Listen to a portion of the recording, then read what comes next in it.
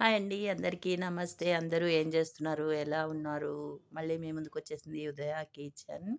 ఈరోజు నేనొచ్చేసి పుదీనాను, మెంతి కూర, కొబ్బరి వేసి చేస్తున్నా అండి పచ్చడి. దానికి కావాల్సిన ప్రాసెస్ చూద్దాం. ఇగోండి బాండీ పెట్టి ఆయిలేసాను.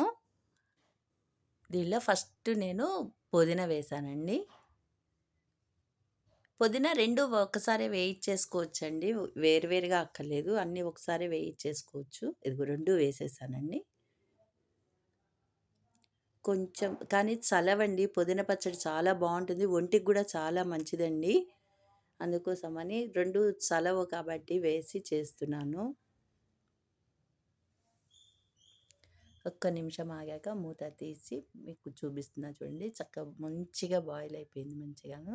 ఉప్పు 1 స్పూన్ పైన కొంచెంగా వేశానండి. ఇంగోండి మళ్ళొకసారి మూత పెడుతున్నాను. ఇది తీసేసేసి మనము మిరపకాయలు వేయించి అదే ఆయిల్‌లో వేసేసానండి మిరపకాయలు ఉన్నది కదా అని చెప్పి. మళ్ళీ వేరేది ఎందుకులే అని. దాని ఆయిలే కదా అని వేసేసాను. అదే పచ్చడివి గాని. ముందు ఒక స్పూను మి మిరియాలు సారీ అండి. హ్మ్. మినపప్పు, నువ్వులు, ధనియాలు, మెంతులు అన్నీ మినపప్పండి, ఆవాలు. మిరపకాయలు కాసినవి వేసానండి. పచ్చిమిరపకాయలు, కరివేపాకండి. ఒక 2 రెబ్బలు కరివేపాకేసానండి. ఒక 5, 6 పచ్చిమిరపకాయలేసాను.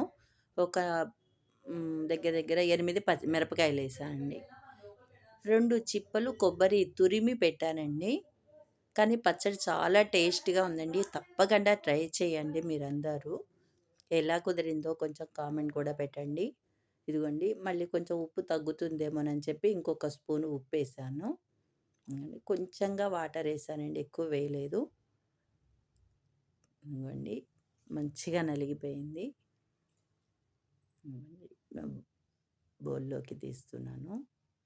నేను ఒక్క స్పూను ఒక డిప్ప నిమ్మకాయ పిండానండి. కావాలంటే ఇంకాస్త పిండుకోవచ్చు. లేదా చింతపండు వేసుకోవచ్చు, ఎల్లుల్లిపాయలు వేసుకోవచ్చు. అన్నీ ఏవి కావాలంటే అవి వేసుకోవచ్చండి. నేనైతే అవేమీ వేయలేదు. ప్రస్తుతానికి ఇదిగోండి. ఇప్పుడు దీంట్లో తిరగమూత పెట్టుకుందామండి. ఇదిగోండి జీలకర్ర వేసాను. మినపప్పు 1 స్పూన్ ఏసాను.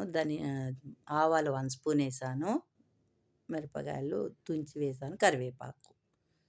ఇదిగోండి దీనిలో తిరగమూత పెట్టేసి మంచిగా కుదిరిందండి. చాలా బావుంది.